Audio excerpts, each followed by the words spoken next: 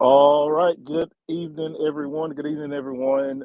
Thank you for tuning in to the Georgia Prison Watch podcast.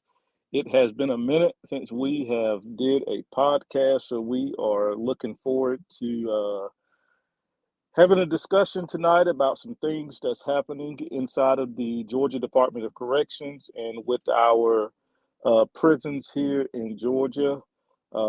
We have about an hour tonight that we're going to discuss some issues and talk about some issues that are taking place that are or that has taken place over the last week or couple weeks dealing with the Georgia Department of Corrections. Tonight, I have with me my co-host, who is no stranger to um, prison advocacy and is no stranger to the Georgia Prison Watch podcast. I have Susan Sparks Burns, who is the founder and leader of They Have No Voice, which is a prison advocacy group here in Georgia. So, Susan, are you with me tonight? I am, Brian, and thank you for having me. It's been as I was just saying in the opening, it's been a long time since it feels like a long time that since we've done a podcast. So I'm looking forward to tonight, and hopefully we can dive into these topics and these issues that we've discussed prior to coming on. And you got anything that you want to say before we start? No, it's just good to be here, and we do indeed have a number of issues to talk about. Many of them are things that have just come about, but others are things that have been building over this last year. And as a as a group, you know, everyone here who's in our listening audience, we'd love to hear what you think about this. You know, give us your comments, give us your shares, and we want you to be involved in this too. So, with that, I'll turn it over to you. All right, yeah. So let's jump into this. So we have had or let me say this. So for the 2023 Hmm. inside of the Georgia Department of Corrections, we know now that it was the deadliest year in history of the Georgia Department of Corrections. I'll let you give those numbers in just a second. Okay. But we've had the deadliest year on record inside of the Department of Corrections. And just this week alone, we have had probably s- six, maybe seven deaths. And, I'll name those. I do know that at Dodge State Prison, there was a suicide. At Wilcox State Prison, there was a death in the hole there just a couple days ago. Mhm. Um, Macon State Prison, we have had a murder. Smith State Prison, we had two deaths, one murder within, correct me if I'm wrong, 24 to 48 hours. And then on yesterday, we had another death, which the cause, from my understanding, is still um, undetermined at this point or at this moment. So, is there any more that I'm missing? And let's just put this disclaimer out there as well.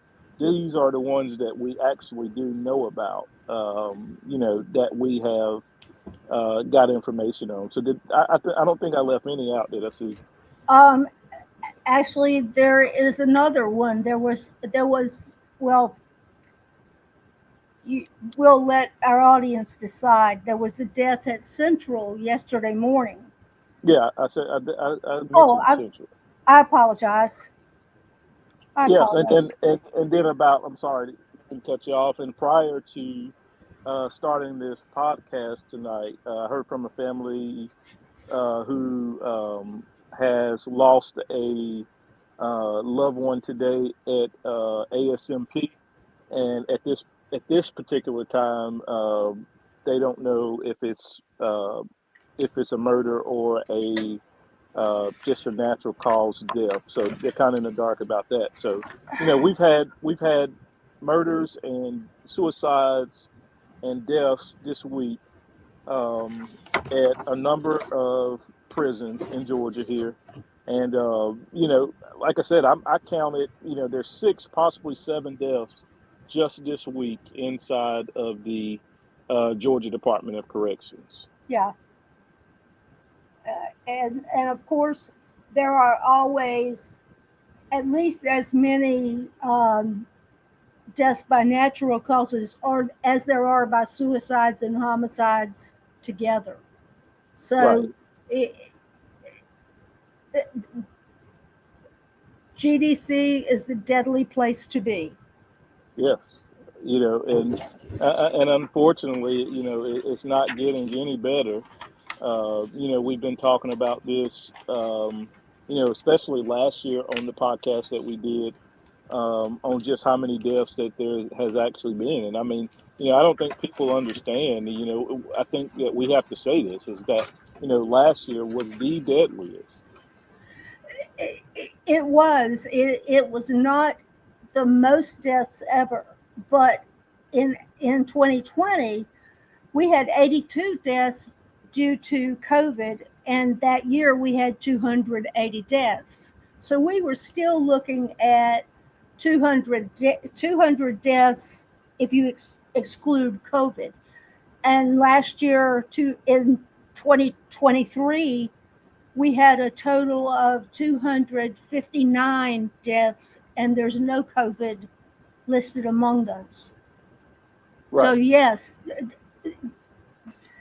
if you take out the COVID year, it's by far the worst, and certainly the most violent, or and I think you also have to include suicide, that people are, while they're not miserable with each other, they're certainly unhappy, and it's something that's worth talking about because we have so many suicides. Right. Yeah. And and I think that's a major problem. You know, along with the murders, the suicides are continues to be a major issue as well. And that has continued to go undressed. Uh, you know, and that comes with just a combination of things, but a lot with people are killing themselves in their cells, and they're not being discovered. And you always have to ask the question: is that suicide preventable? Um, and what we're seeing right now, is that there's not enough staff. So these deaths can't be prevented because you don't have enough staff to do round checks and things of that nature. I've heard from several people that they don't even count in a lot of these facilities. That is what I hear as well. And we had a video this past week at Macon where there were, it appeared to be a dozen GDC staffers there, and my understanding was when whatever was going on that led to the man's death, there wasn't an officer to be found. Right. I think almost 48 hours he had been dead, and to come to find out that was a murder as well. Yes. He his cellmate had killed him. And, that wasn't even in general population. I'm sorry, that wasn't even in the whole. That was in general population. That um, he was killed by his cellmate. Yeah, Uh, that was in F1, I believe. yeah. So you have all of this stuff going on, Susan, and I think you just briefly went over the numbers of the deaths that we've had this year. And another thing that I want to point out to the listeners that that's listening now and that will go back and listen, in the next coming days, is that the GDC facial year doesn't end until July. So all of these numbers and all of these deaths right now, we say 2023, 2023 is over with. Well, these numbers are still reflecting on the 2023 deaths and, murders and suicides. The GDC has not flipped over calendar years, and I don't think that they do that until July. That is correct, right, Chief? Uh, Actually, we're in the 2024 fiscal year now. Okay. And if you'll remember a few weeks ago, Commissioner Oliver testified before the joint committees from the uh, House and the Senate, and he was actually there making budget requests for the second half of the 2024 fiscal year. Right. So, Which, well, as I said, yeah, which doesn't go into to July. yeah, it'll end June 31st, June Right. 30th. Yes. That's right. So all of these deaths are still being recorded. For their physical year of 2023. And as Susan said, and we alluded to just a second ago, this has been, this has been record setting. With no end in sight whatsoever of the carnage and the things that we're seeing. And it's odd to say, that. Well, I don't think it's odd. It's strange to say that the GDC and the Georgia Department of Corrections is in a crisis, because you would think that after so many deaths and so many deplorable conditions and the things that we see on a daily basis, that someone would have been able or willing to step in and to uh, do something to stop the carnage that we're seeing. But unfortunately, um, the the crisis that we're seeing is because of their own doing. And it's like a totem pole. It starts at the top and it goes down to the bottom. Where you got to ask the question is who's the top. And the governor, the elected governor, Brian Kemp, is the top of the totem pole, and it just goes downhill. And we've had a governor who has not done anything to address this problem.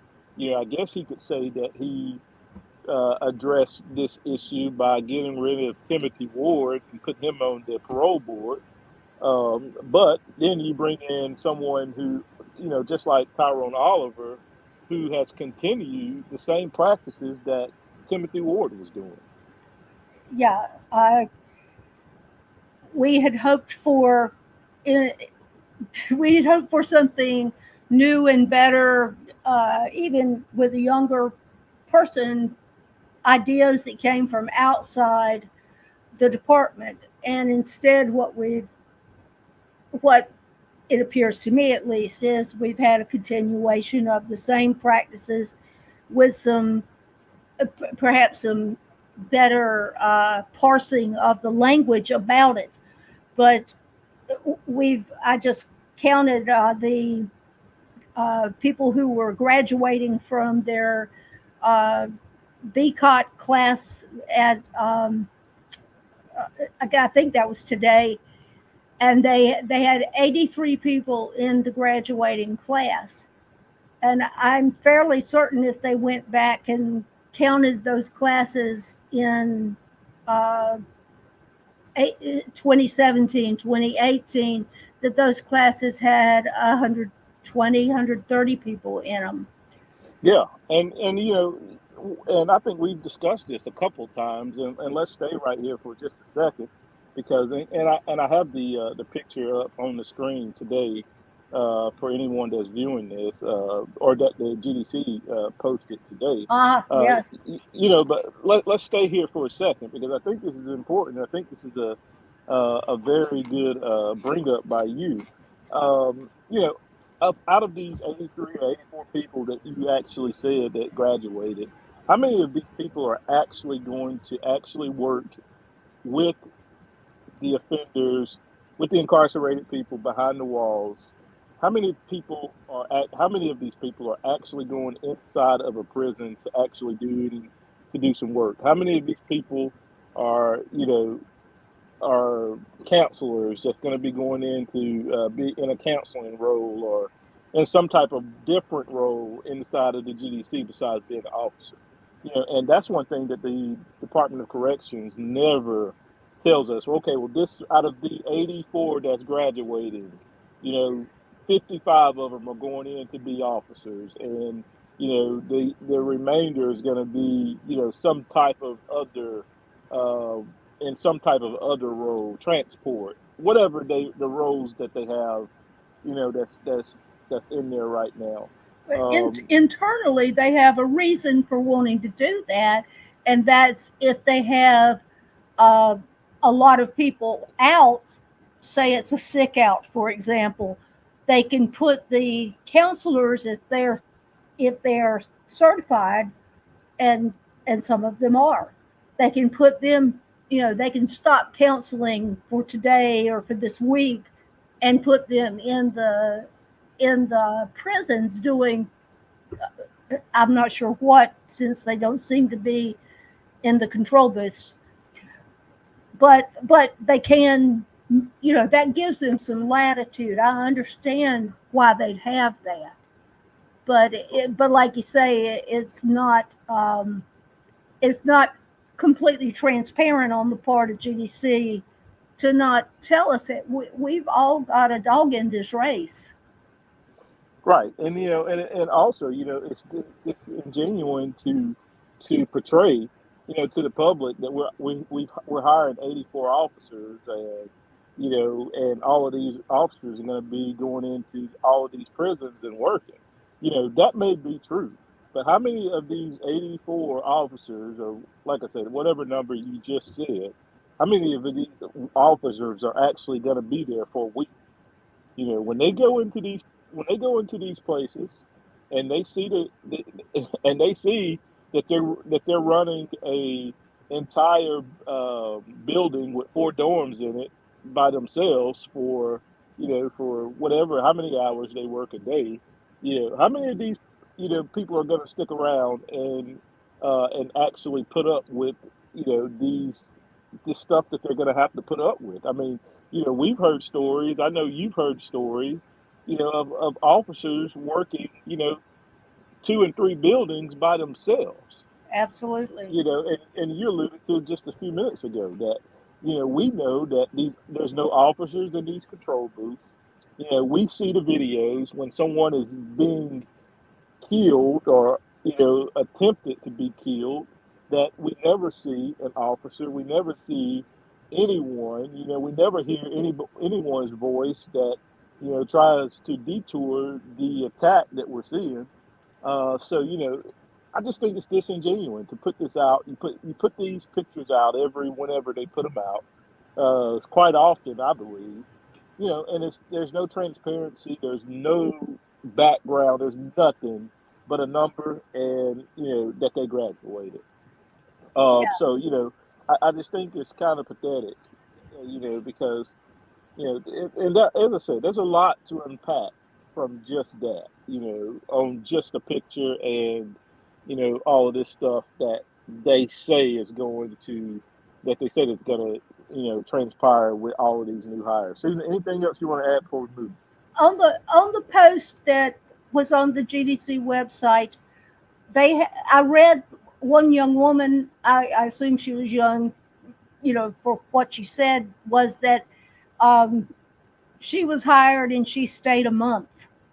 Yeah, So and I'm sure she's not a one-off. I'm sure she's not the only one that has just that was been hired and just stayed that just stayed a month. I'm sure there's some that that don't even stay a month. I'm sure there's been some that just stayed a week or a couple days.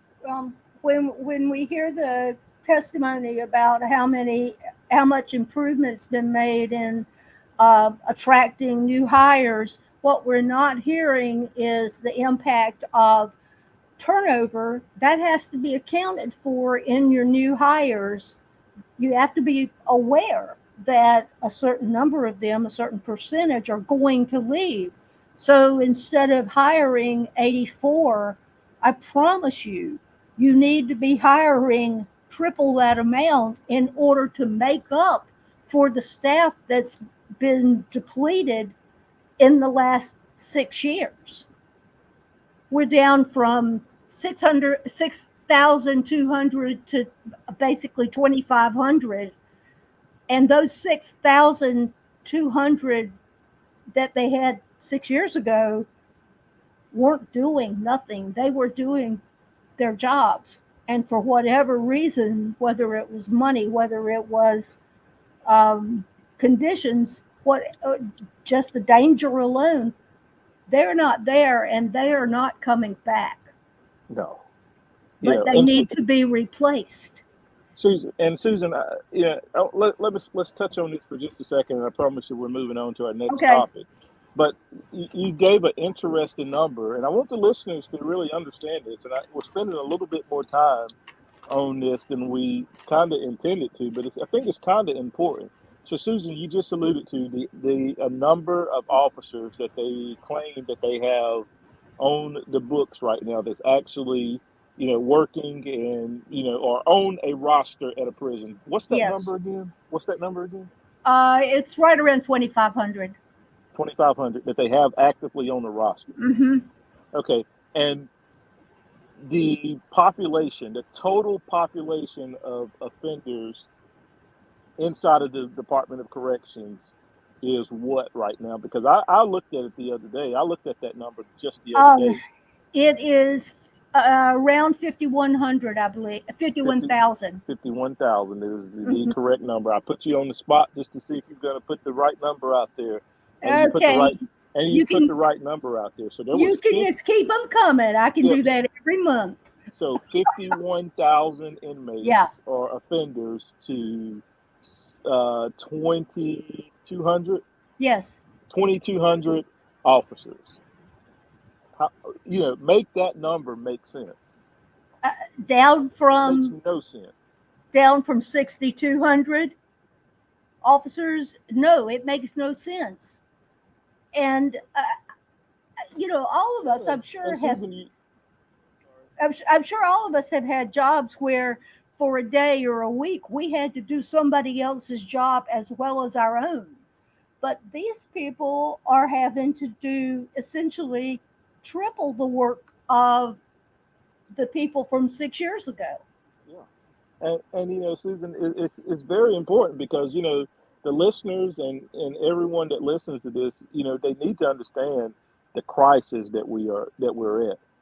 A lot of this stuff takes place because there is no supervision whatsoever in these facilities. So the gangs and sometimes some of the offenders are taking advantage of these security lapses, and this is the reason why we're seeing all of this stuff. And I'm just going to say this because we have a segment later on where we're going to talk about this, but I just want to mention this. They have a staffing problem. We just told you the numbers. You got 2,200 officers and 51,000 offenders in the Department of Corrections right now. They have a staffing problem. Their issue isn't cell phones. No. That's far from their issues. Their issues are staff. They have no staff whatsoever, and that's the reason why you see what you see in the videos and you hear about the stuff that you hear about. It's because they don't have the staff to properly secure these facilities. So, and we ask the question all the time, safe and secure. Well, I don't know what's safe and secure about if offenders been on top of roofs at 12 o'clock at night and climbing fences at 12 o'clock at night to leave the facility to go pick up their drugs and to come back in them. So, I mean, I don't know what safe and secure really means. And, I promise, Susan, we got to move on to our next topic. So I'll let you close this one out. Anything you want to say on this one? Um, yeah, I'll add one thing to it. When you do the math on the 51,000 people and the 2,500 staffers, they've got 200 people each that they are looking after. Except the fallacy there is they aren't there 24 hours a day. Those incarcerated people are there 24 hours a day. You've got to cover 24 hours. So they're not just covering 200 people, they're covering half again that because of having time off and so forth. It is staff. It is clearly numbers, and I'm not going to I'm not going to get on it at this point, but the quality of the staff matters. Yeah, it does. It 100% does. And then we talk about that. I mean, this could be an entire show right here, Susan, because you keep bringing up very very good points. And out of the 2,500 staff, they lost probably six or seven um, Last week. just last week that we know of now. That because we can count, but they lost six or seven Yes. staff members just last week for being rogue and dirty officers and finally getting caught up in their mess. I think they lost two, maybe three at, help me, Susan, at Rutledge. They did. Uh, they lost they lost three at Valdosta. I'm reading Yes. this.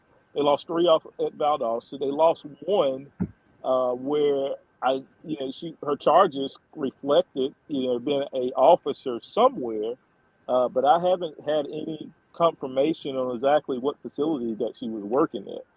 But you got to think about it like this, and you got to look at it like this right now. You know, just think of all the corruption that's going on with these dirty officers, and I think this is a great point to lead us into our next topic. But just think about these dirty and rogue officers who has been busted within just the last week. Um, you know, and then you got to think about um, does some of these wardens and OPS people that's at these facilities, do they turn their head sometimes and say, we're not going to bust this one right now because we don't have enough staff as it is to They cover. But absolutely do that. Uh, I know specifically of cases which were um, uh, PREA, where they were deemed too important to be released. right, The officers. Um, Someone passed along a little math to me just a couple of days ago, and they were looking at uh, the CO2s, not CO2 the gas, CO2 the officers at Rutledge. And at Rutledge, they are the CSM certified, the Scrum Masters. right, So they get a little bump in pay as a result of that. But those who were the CSM2s that were involved in the contraband thing this week, um, they made about $58,000 a year, and they also had from 2,000 to 10,000 in transport in um, mileage mileage reimbursements. So let's call that, instead of $58,000, we'll call it $68,000, Right. 65,000. That, and we keep hearing they need more money. They need more money. That's a lot of money, and that's still a person who's only in their second year of work. Right. There's a Well, and the one that we have up on the screen now, and I can't even remember her name now, but I know she was a sergeant at Rutledge. Uh, I think maybe Erica something. I can't remember now. But anyway, the one that we have up on the screen now, mm-hmm, she was making a little bit over $60,000 a year. To be a sergeant at Rutledge. mm-hmm. Well, she's not a sergeant anymore. No, But as I said, this kind of takes us into um, our next topic here that we're going to discuss. But I thought it was good to kind of connect that into just the dirty officers and the ones that they've had arrested just this week. And like I said, it's been 7 just this past week. yeah, Well, what we can say by that as we go into our next segment is, this statement right here by GDC Commissioner Tyrone mm-hmm. Oliver that was just, that he released on January the 30th. And a couple things I want to say about this statement before we even jump into anything. Whoever wrote it, whoever created this um, statement and put it out to the general public should be fired because you have to use a magnifying glass to even read it. So whoever decided that they were going to type this in the small font that they typed it in and then put it out to the public, should at least be made to go work in Valdosta State Prison for one of the officers that's been fired this week.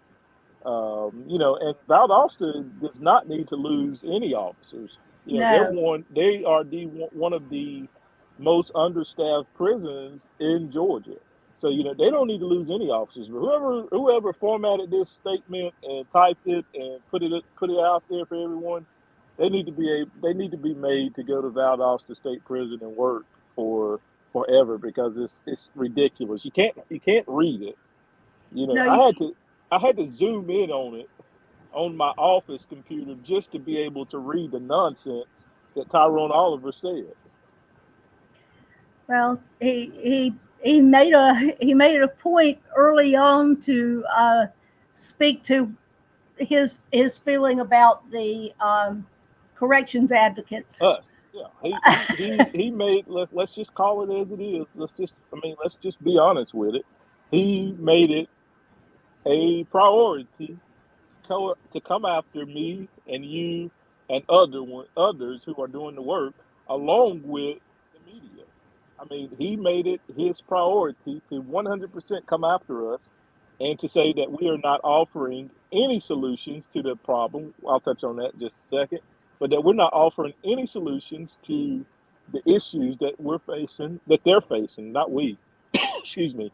We're not doing any of that. And contrary to is what everyone is seeing with their own eyes. It's kind of like don't believe your own eyes, believe us. But he drew this out as to make it seem like you know what we're saying is complete lies, and what they're saying is what's the truth. And I'll say this: I will be glad to put the reputation that we have together up against theirs any day. Yep. And it just goes on to say, and his statement goes on to say that civilian arrests are far more outweigh um, the number of arrests by staff for bringing in contraband into these facilities. Well, that's kind of like that saying, Susan, be careful what you wish for.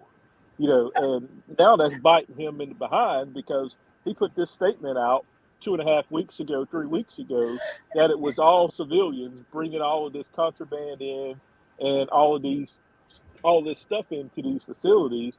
And now we're starting to see that just may not be the case, Mr. Oliver, that you have rogue and corrupt staff, 7 this week, that has been busted that we know of for bringing in contraband into these facilities.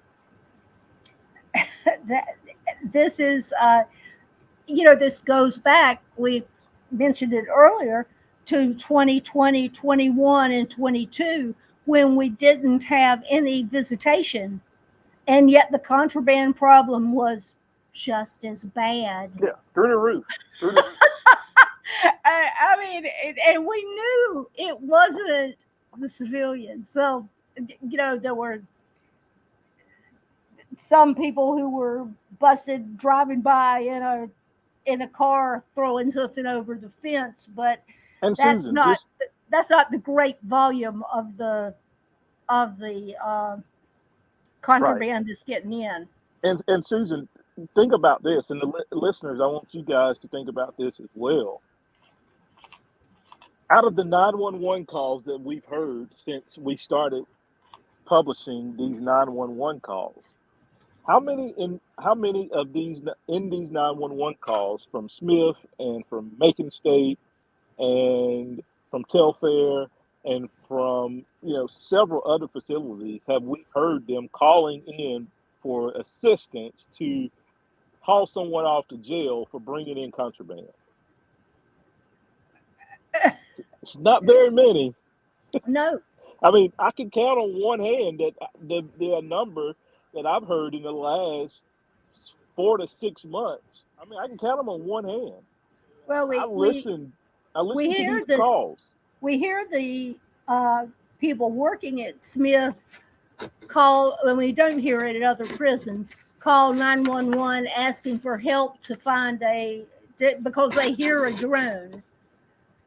Or that they see a drone. Or they see a drone, but we do not hear that on the other 911 calls, which I think's kind of interesting. Well, that's interesting, but the point that I wanted to stick with everyone that's listening, and it goes back to Tyrone Oliver's ridiculous statement, is that it's civilians that's bringing in this contraband. And, we're not saying, it doesn't matter if it's civilians, it doesn't matter if it's staff, it doesn't matter. It's all wrong, right? Yeah. We can agree on that these drugs are poisoning people that's in these facilities. And, but the point is that you can't release a statement to the public and want us to believe these ridiculous statements that it's not your officers that's bringing in these drugs and whatever else they're bringing in, but that it's civilians. That makes no sense because, as I said, the 911 calls doesn't even nonsense that they're saying. I mean, I listen to some. I have so many 911 calls right now to get rid of and to post that I haven't even posted them yet. But I can tell you that out of all of them that I have, probably only one, and I think it was at Macon State last month, where they actually called in and requested officers' assistance to arrest someone for the drugs or to transport someone to the jail for the drugs. So, it's a ridiculous statement by Tyrone Oliver. I believe that he lives under a rock. I really do. And Susan, I'm letting you come in just a second, but I want to also, address something else that he said in his statement, and I kind of alluded to a few minutes ago, where he was talking about how the advocates, mm-hmm. Not offering any solutions whatsoever to the problem. Well, that's not true because we can produce emails. We can. We can produce emails that we have sent to Tyrone Oliver, to others on the command staff, that goes unanswered, that goes ignored. I was thinking about something the other day when I was, reading this ridiculous statement. It was us, 2000 and whatever it was, 2019, 2020, that sent repeated emails about Ware State Prison leading up to the riot that was going to take place at Ware State Prison. We sent countless emails warning them on the things that was going to take place or the things that had taken place and needed to be addressed to not let that riot take place. What did they do? They ignored those emails. So, Tyrone Oliver, don't come lying on us, because we have, as they say now, Susan, we have receipts to prove that we have sent countless emails. I personally, that frosted my what, because I can do just like you and pull out. Well, I know we can. We both can do it. Pull out emails that were sent that said, "Here is what's going on. This needs to. This is this is a solution." I, I hardly ever send anything I don't provide a solution for. I don't ever get a response to my uh, my suggestions, of course. No, But do you even get any type of acknowledgement whatsoever that it was even received? I I do get an acknowledgement on things that have to do with someone who's in danger and or is, for example, very sick and needs to be extracted. I'll get an acknowledgement on those. Right. But the solutions emails No, and offering any type of solutions, or offering any type of sit down and let's work together, you know any of those. And I know people that work with us has sent invitations to sit down and let's talk, sit down, let's try to absolutely. together to offer solutions to make this prison system, a better place, not just for incarcerated people, but for staff as well. And those emails go unanswered. I think when they see them, they automatically send them to the trash folder. But I'm going to tell you what, I'll tell you this, and I hate to show my hand sometimes, but I will tell you this, that I have an email program that I can see when they open it, when they read it, how many Hmm. times they've opened it, how many times they read it. Yeah, So, don't go lying to the public about these ridiculous statements that advocates are just complaining and advocates are doing this and advocates are doing that and not offering any solutions, when I believe that I can back up that I myself, that others with Human and Civil Rights Coalition, with They Have No Voice, have sent countless emails to address these issues with solutions, and they go on deaf ears. absolutely, Anything else you want to absolutely. add on that? On the I ridiculous no statement? that um, I think we've covered that. It's we have very little. I have, and I believe you as well, have little respect for someone in leadership who's making a comment like that that is patently untrue. Yeah, I mean, patently untrue. I mean, it's a lie, is what it is. Yep. We started having this conversation a couple of years ago. If we could call a lie, or is it another word for it, besides not true, or was it proper to say a lie? Well, this is a big fat lie. Yep. And if you got something to say, myself, or I know I can speak for Susan on this, got something to say, you know, where we are. Don't do that. Don't call us out, and then try to, gaslight. That's what it is. It's gaslighting.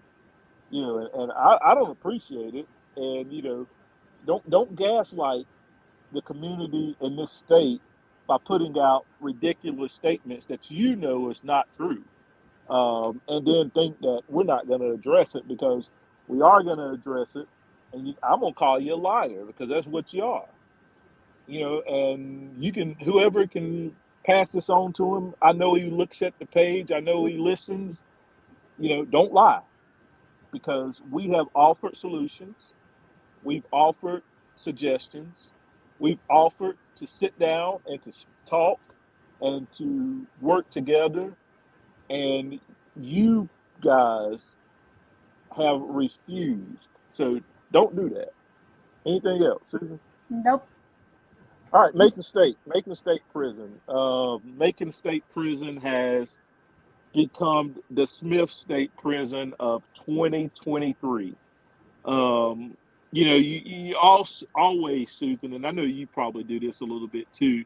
You always kind of make notes, and when we, help people, we kind of jog down where the issue is, and so we kind of always keep prisons that's a problem on our radar. Yeah.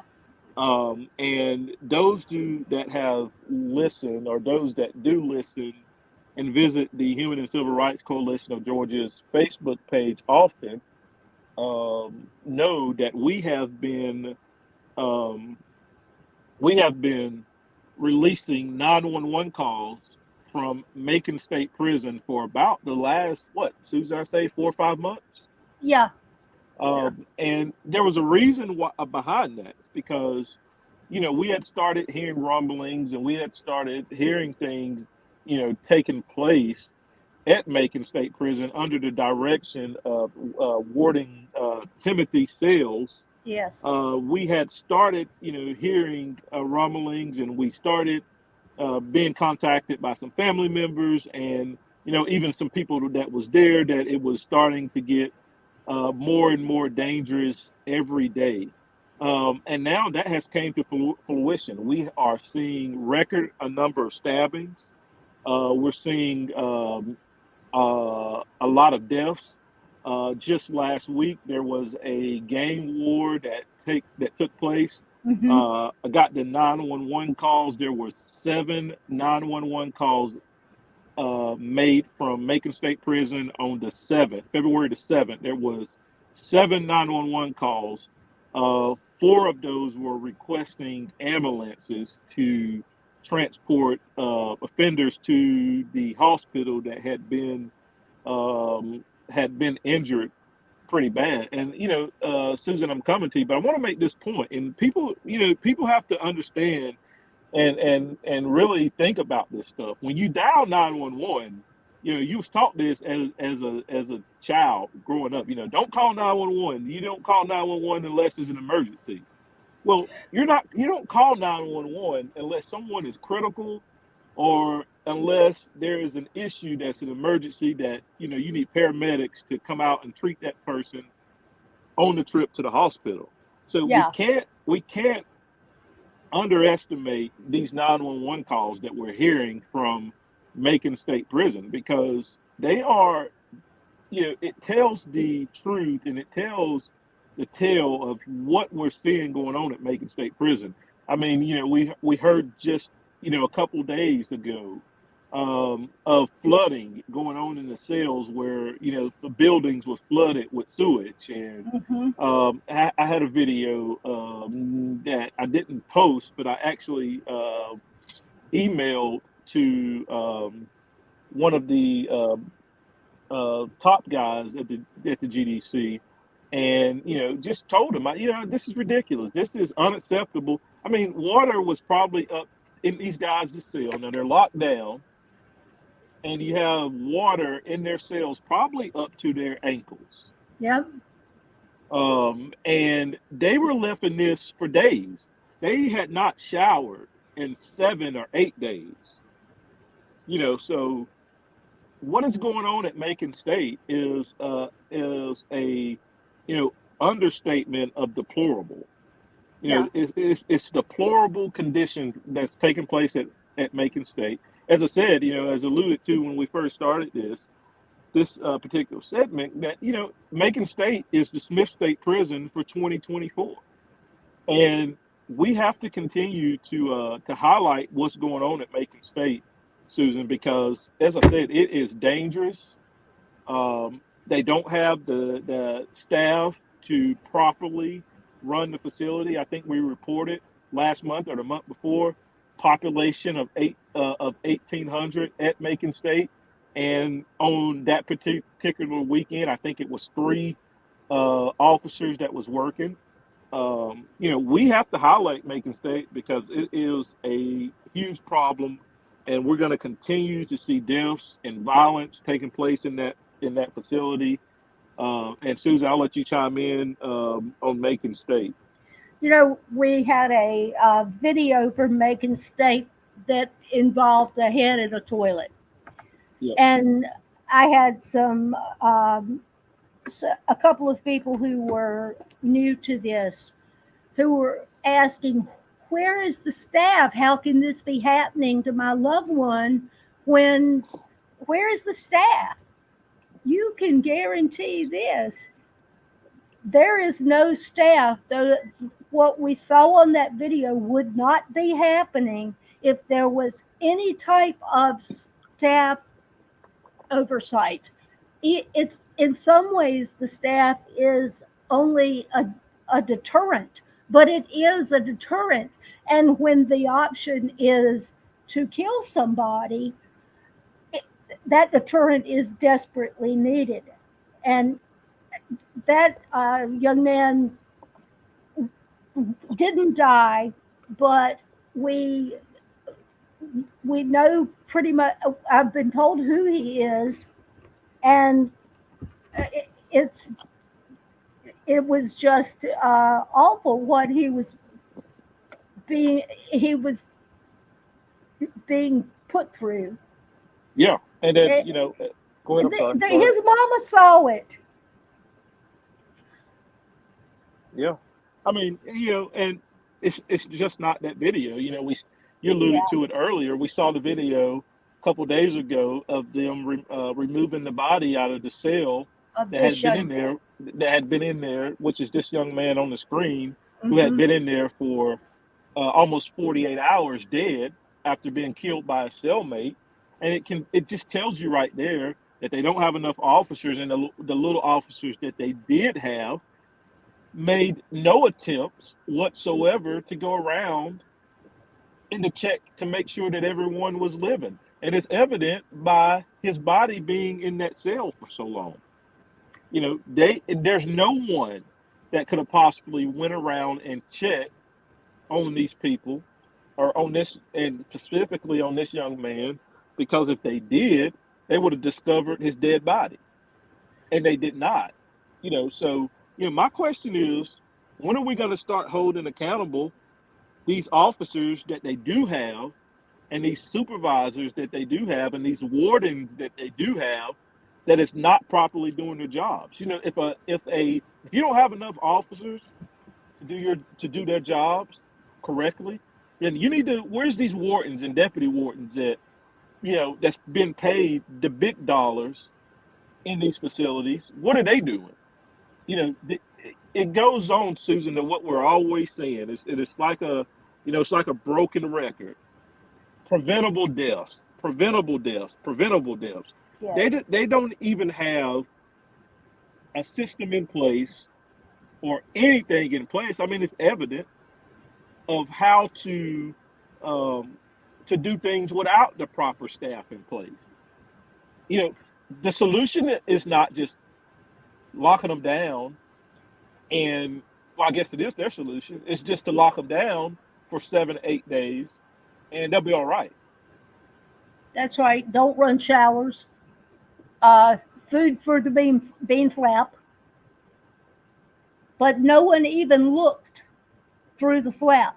They couldn't see through the cardboard there. But they didn't even take a peek through the flap. No, and this happens all the time. And to kind of add this to it, I heard from a source, a very reliable source, who's not even in the Department of Corrections. And so, Susan, this to be 100% accurate of what I'm about to say. But Telfair State Prison, this particular source told me just a couple days ago that you can count on one hand how many officers they have at Telfair State Prison. I mean, do I need to repeat it, Susan, just in case you didn't hear me? Could you tell me how many fingers you've got on one hand? Yeah, I have five. Well, I mean that. Okay, so you might have five fingers in one hand, but you can count on one hand. You know how many. So I don't know if you like. You get in, you open a bag of chips, and you just put a bunch of them in your hand. That could be, in one hand. That could be whatever, 7 or 8 chips, whatever. But it's that came from a reliable source. Yeah. How are you? And so when that person told me that, I looked up the population of Telfair State Prison, and I think it was 1,300 maybe, or 1,400. Yeah. But Yeah. you have 1,100 inmates or offenders at Telfair State Prison, and you can count how many officers they have in one hand, on one hand. And And I say this, and I'm coming to you, but I say this: you have to know that that's true because it matches the 911 calls. yeah. 911 call that we posted just a few days ago, an officer called 911 and requested that police go out to the facility because they couldn't get anybody on the phone, and they were concerned because they were short staffed. So if you don't have anyone answering the phone, what does that tell you? I mean, Yeah. we don't make this stuff up. And No. that's one thing that I like about the 911 calls. The They 911 calls collaborates everything that we're saying, and we don't have to make anything up. But the 911 calls collaborates everything that we say. they Go ahead, they Sue. speak for themselves. But you're talking about something now with Telfair that you just mentioned at Macon. Last year, we from February 8th on, Smith was on the radar, Mm-hmm. and now Macon has risen to the same level of violence. Watch out for Telfair. These prisons that we consider to be troublesome when worth watching all the time, Yep. um, not not because we're watchdogs, as he said, but because there's going to come in information out of it that the loved ones are going to want to know, and Well, we'll have it. if he calls me a watchdog, I'll wear it proudly. Yeah, yeah, I had no problem with Wear it that. proudly. Have no problem with it. Telfair the last 6 months of the year was pretty quiet. Telfair up through July was awful in terms of violence, Yeah. and it had the man who was pepper sprayed, who died in the hole. The lunchroom, or the chow hall riot that sent, I think there were like 5 officers that ended up going to the hospital. One of them with a broken arm when he found out that he couldn't jump a rail anymore. Um, and then the crowning incident in July when Juan Ramirez Yeah. um, was broiled in the sun. Yep. In the cage that they say he wanted to be in. Mhm. Yeah. So as we close this out, we keep a number of prisons on our radar, and Telfair and Macon State are definitely on our radars. And um, you know, I think that we have to keep these on our radars, and we have to adequately and transparent as possible to put what we find out and what we see out to the public, to Yeah, let the public know, let families know, and let the media know, and let others know that this is what stuff is going on in our prisons, and they're at crisis level, and they are newsworthy newsworthy stories that have to be told. And we're going into our next topic, and we only have a couple more left, so bear with us. Um, um, you know, as I said, as I mentioned, the media coverage, Susan, in Georgia, something is definitely changing. Yeah. Because I was talking to a member of the media at our rally that we had last week at the Capitol. Yeah, at the Capitol, and I was talking to a media that person of the media that has been um, very, very helpful, and over the last 2 years, 3 years. Hmm. And I mentioned to him, I said, "Hey, media is now actually paying attention." And this guy's in media; he's well known. He does great work. And his response to me was, "Yeah, finally, finally they are paying Yeah. attention to this stuff." And AJC, GPB, 11 Alive. I think I can go out and tell this, and it's breaking news. You got it from the Georgia Prison Watch podcast. 11 Alive is about to start doing mini series on the prison stuff that we're seeing, and they've Hmm. already started. With a couple, um, of segments on their news telecast, but they're going to start um, doing mini series on the stuff that we're seeing, and they're going to put it on the news. So and I guess what I wanted to kind of bring up in this particular segment here, Susan, is that what we are doing, and it was a strategical decision a couple of years ago, and I think me and you talked about it, Susan, because we were both kind of um, upset on the amount of news coverage that this stuff was getting. Yeah. And that was one of the reasons, and one of the reasons why the decision was made to start putting these videos out and to start putting this stuff out, to get people to understand, what they're telling you is not true. What they're telling you, and I'm not a conspiracy theorist one at all, and people have to understand, people don't believe stuff until they see it, right? And so we started putting this stuff out there so that people could see this stuff. And I'm going to say this, Susan, I think it has worked because now you have media outlets. I hear from some of them on a daily basis. Like I can send something to one or two media people in Georgia, and within 10 or 15 minutes, like, hey, can you do an interview real quick? Can you do an interview to talk about this? Can we share this video, or can we? This is awful. Can we talk about this or whatever? So, I think that strategy Yeah. work, of getting the media involved. And I say that, Susan, and I'm giving it to you.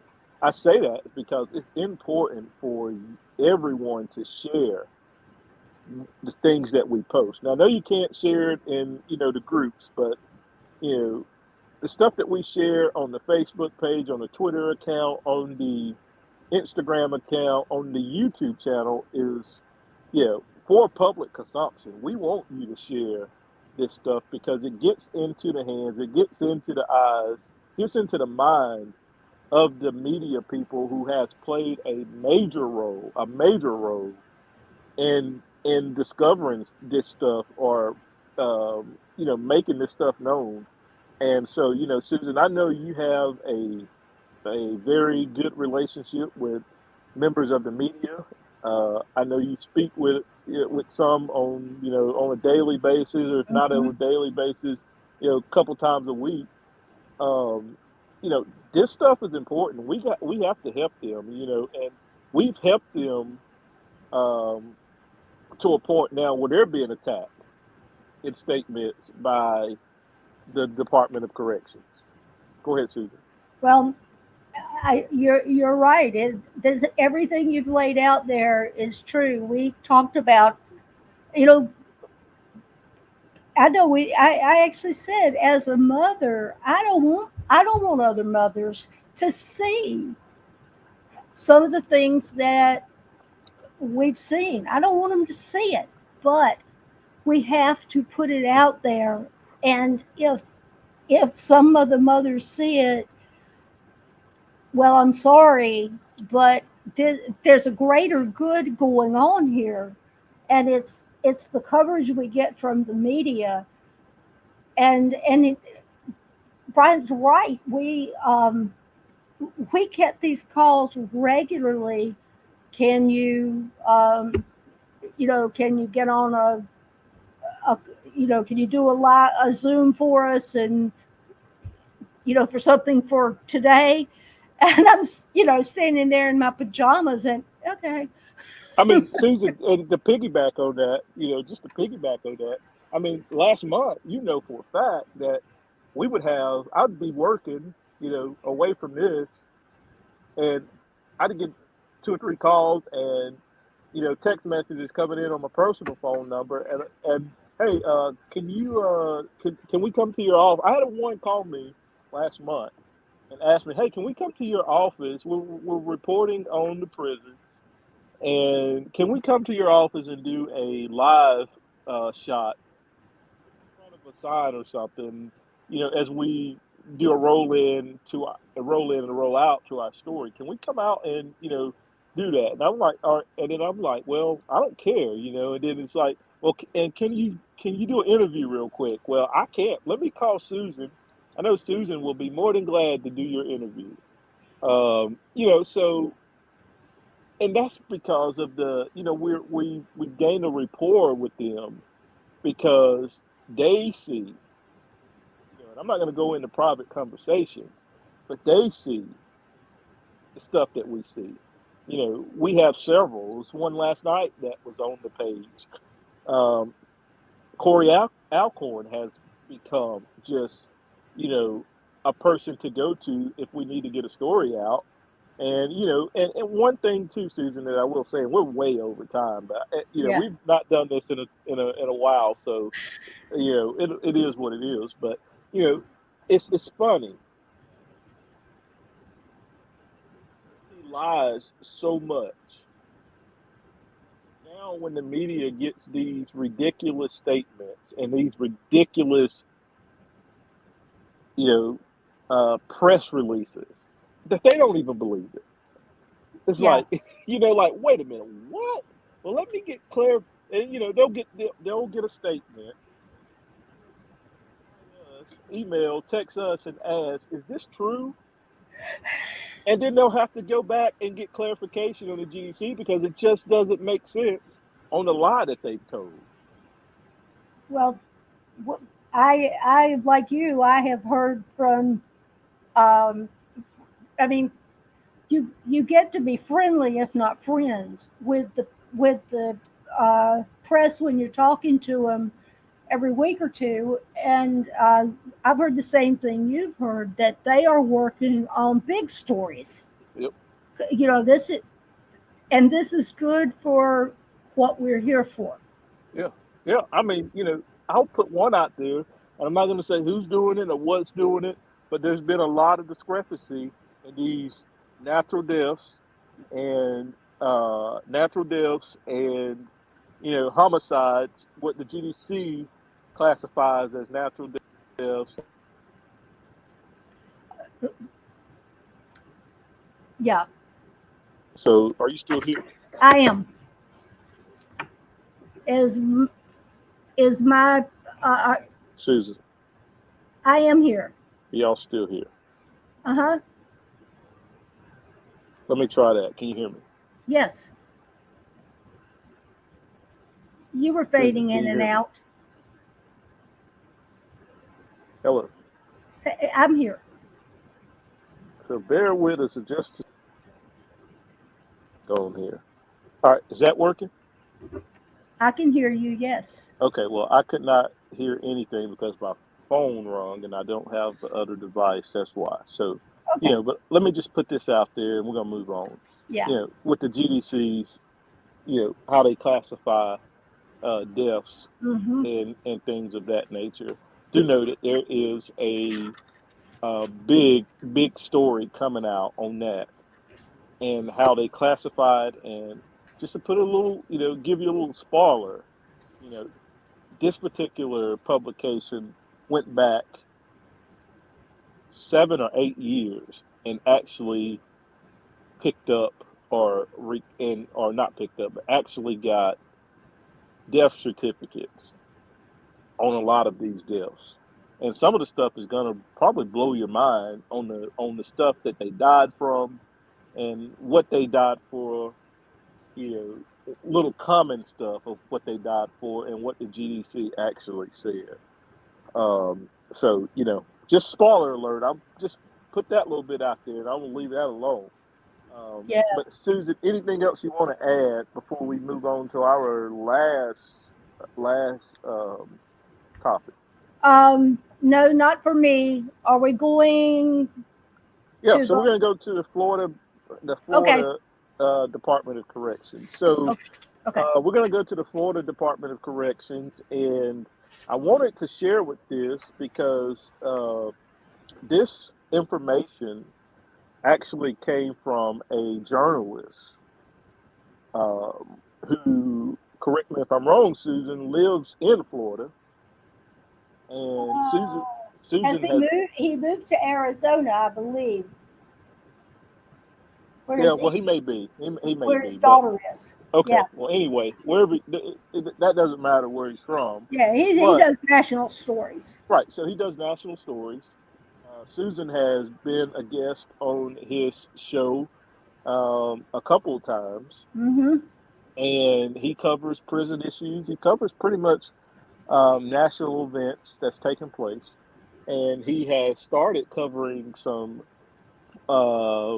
prison issues. And so he reported today that the Florida Department of Corrections are actually going to start using ankle monitors and bracelets to track cell phone use and to also track drug use in their prisons. And what I think is important to point out here from his post in his statement is that reading is everything, and a lot of people say, "Oh, that's not true."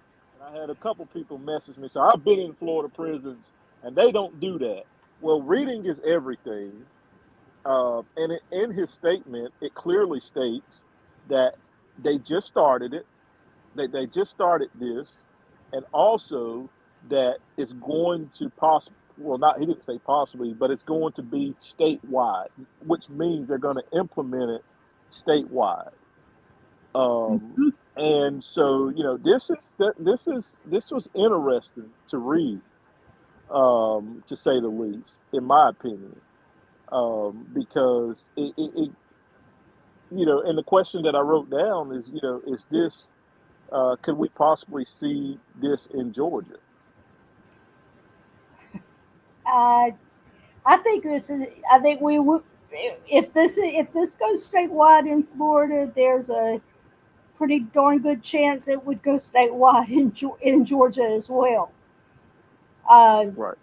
I think his comment there. I guess we see a lot of COs resigning when their income streams are gone.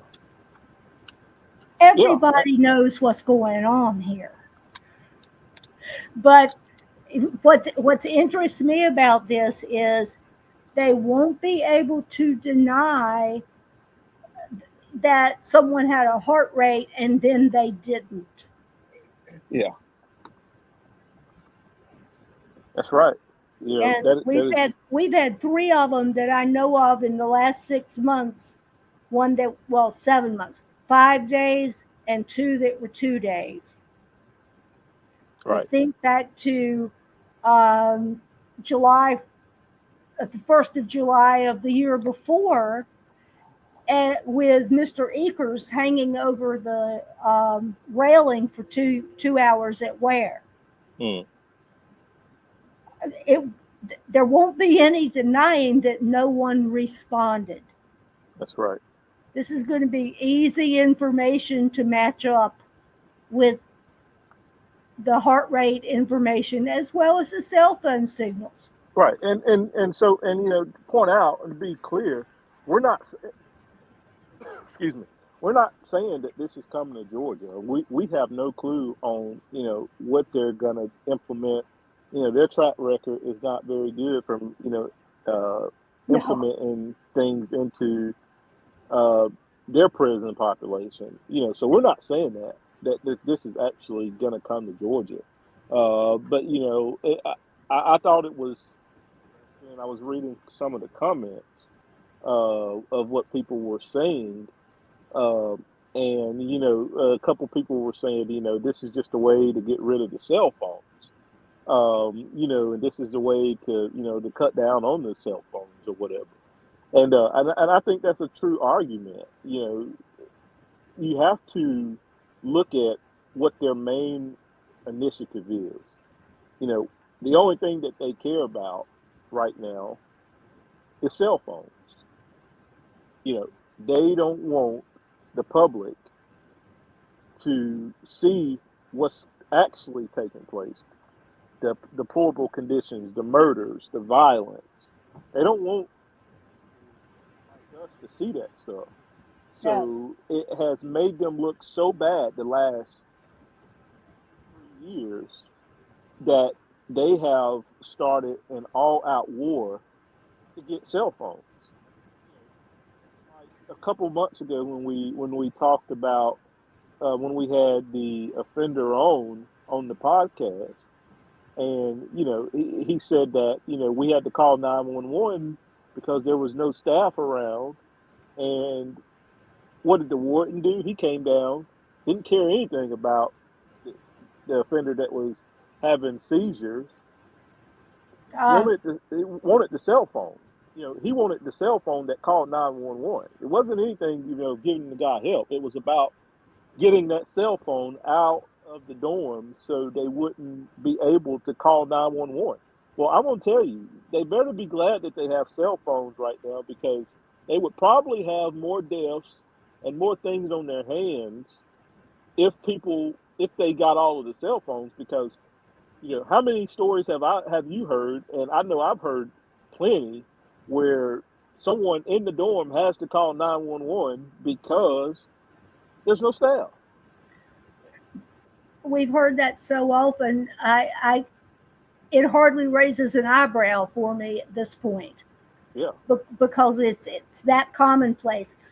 That young man who was having the seizure that they called about is only alive because of the cell phones. And when he's no longer in the custody of GDC, so I don't mind saying this, but in those following weeks, um, they kept him during the week at the infirmary, and then they had things in there for him to do that would keep him entertained, but keep him there.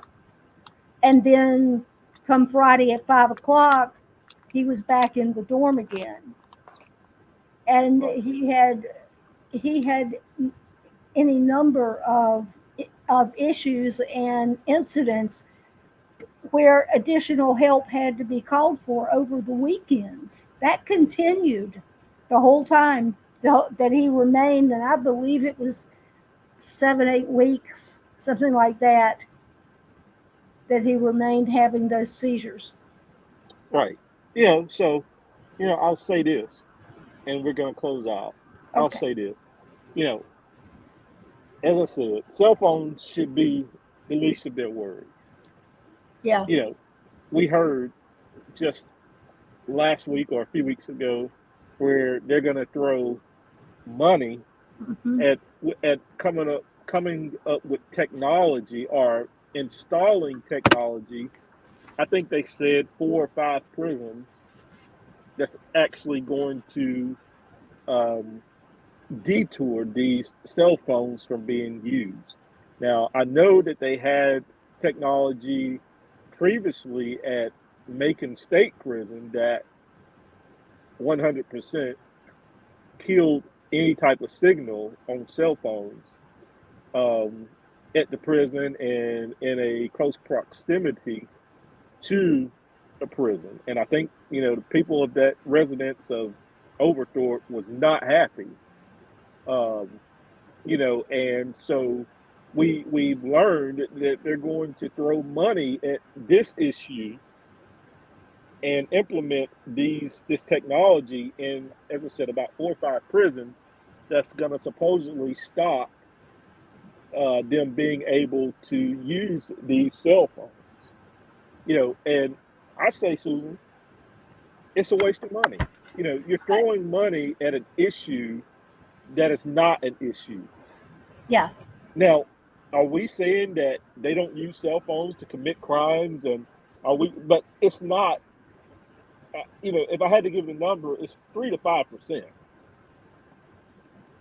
If I had to give it a percentage, Yeah.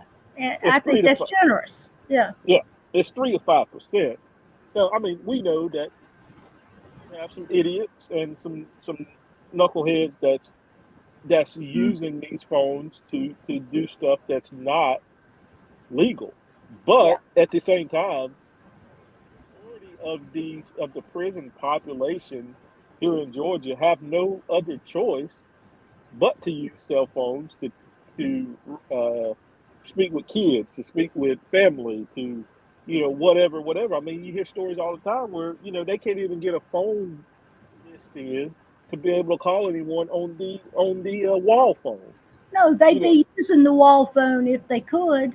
right? If they could, that is exactly right. They would be using the wall phones. So you're throwing money at an issue when you need to be addressing the issues that actually matter, and that's keeping people alive. That is fixing these deplorable and horrible um, conditions that we see in these places. And they don't worry about those. They don't care about those. I mean, I can't.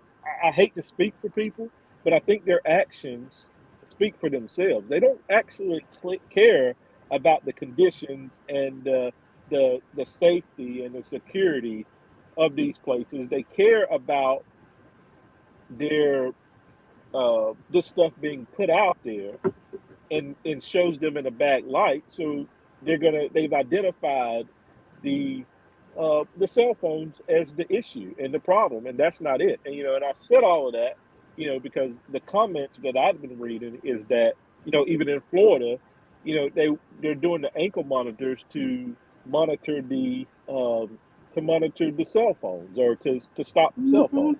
And it's the same thing that they're going to try to do here in Georgia. You know, the cell phones is the only thing that matter.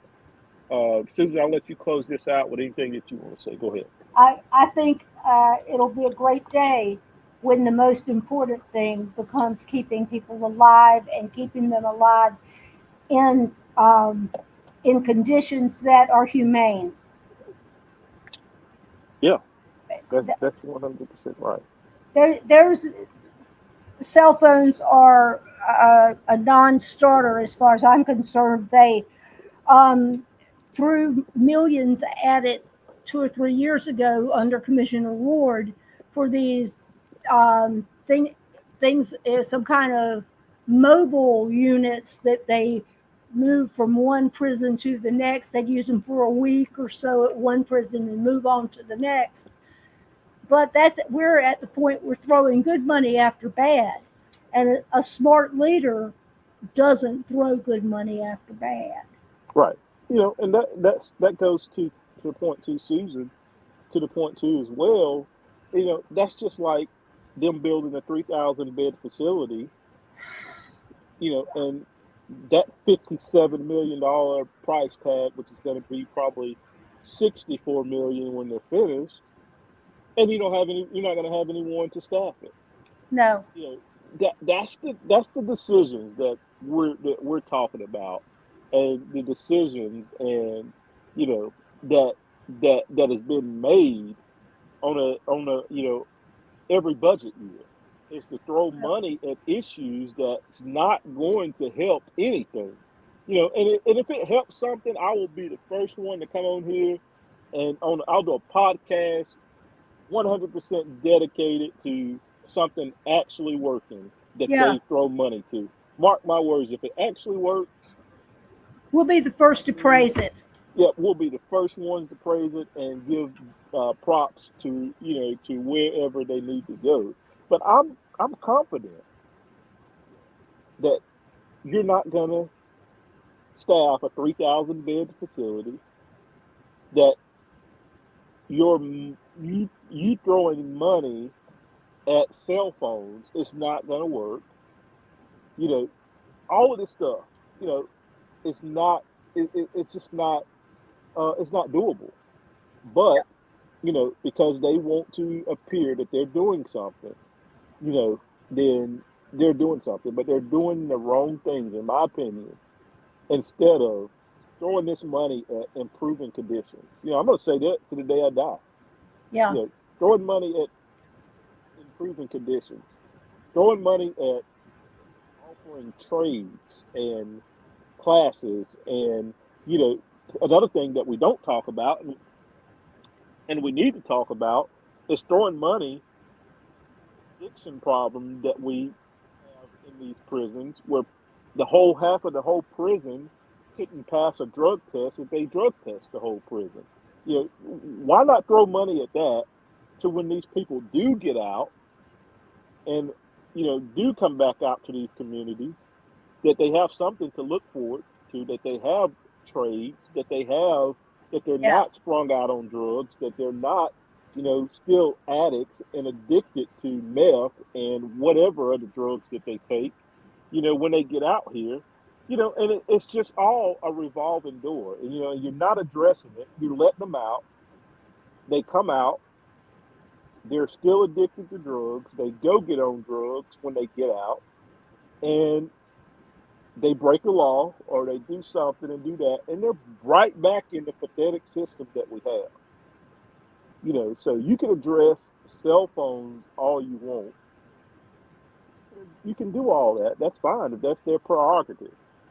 But until they start addressing the core problems that they're facing every day and that we're seeing every day, when you have five people sprung out on a cell floor, and one of them is almost choking over his own vomit, then if we're not addressing that stuff, then it's just it's sad and it's pathetic. So Susan, I'm gonna give you the last word. I'm off my soapbox, and we're gonna close this out. We went over 28 minutes than what we're supposed to do, but well, both of us are talkers, so yeah, there you go. and this is important. I mean, It this stuff is. needs to be talked about. So go ahead. Um, you, we've covered a lot, and yet there's so much more to say. Uh, I agree with Brian completely. The cell phones are not the problem. They are not the problem. Those cell phones give us visibility inside the prisons, what's going on, and we'll see some of the things that are going on in the weeks to come. And it's ugly. And I that 2 or 3% that's being used to do something other than talk to their loved ones, I don't even. It doesn't even get my attention. I think we've got greater problems, and they are in particular keeping people alive and having them live in humane conditions, treating them humanely and in humane conditions. And everything else takes a back seat to that. Right. That is 100% right. And in closing, I was sitting here thinking while you were talking. I think that and I haven't told you this yet, but I think what we're going to do is we're going to if you know if he wants solutions, you know, I think we can come up with some solutions for them and send it to them and release it to the public on actual Oh, solutions that we glad to. believe that we believe that will make a difference. And if you're incarcerated, I heard last night in closing, and I promise you we're closing. I sound like a Baptist preacher. When you go to church and a Baptist preacher say I'm about finished, and they preach about 30 more minutes after they sound. I felt like I'm a Baptist preacher tonight. But I promise we're closing. I promise we're closing.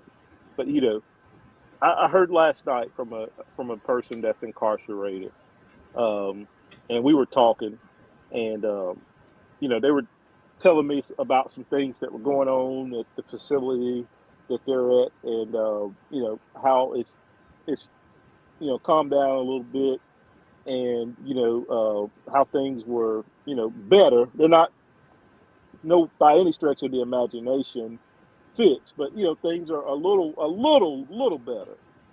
Um, this person told me, Susan, that they appreciated the voice that we give them, and that this person said that from chain gang to chain gang, from from one chain gang to the other one, that they listen, that they watch, that they see the stuff that we post, that they hear the stuff that we talk about, and they're very, very appreciative of what we're doing and the work that we're doing you know, to do some change in these prisons. And that was heartfelt, and that was really appreciative. And it doesn't feel like it's in vain, because at the end of the day, it's about the men and women that's incarcerated. And to hear that they are very appreciative, in that you know everything that we post, they 100% see it, and they are appreciative. Yeah. And so that's what it's all about. And when you hear stuff like that, that makes you want to keep on keeping on, and it makes you want to continue to fight harder and harder, because it's being recognized and it's being seen. And we have to somehow convey, and I don't know how we do that or do this, but we have to convey that they have to stop the violence, and they have to stop the stuff that they're doing that sheds a negative light on them, in Yeah. order to help us achieve what we want to achieve. Yeah. And so in closing, Susan, if there's anything else you want to add as we get ready to get off of here tonight, it's just 9:35. We can go another hour, Yeah. Sadly, we could. but it's just so much. I mean, it's so much to touch on. There's so much to talk about. We haven't did a podcast in an hour, so I think everyone that has on and listened tonight, I've the numbers are a little lower than they normally are, because we're not on Facebook. We're on our YouTube channel, because of the Hmm. stanky officer that we posted a couple of weeks ago, that was having sex in the bathroom at Hancock State Prison, decided that she wanted to report her picture as pornography. So Facebook said that we posted pornography on our Facebook page, and they suspended us from going live on the Facebook page for like 60 days. So I think we got like 40 days left in jail. Yeah, I got less of a hand slap, but I got slapped for it too. Yeah. So But I'm not the one who took off my clothes and had my picture made.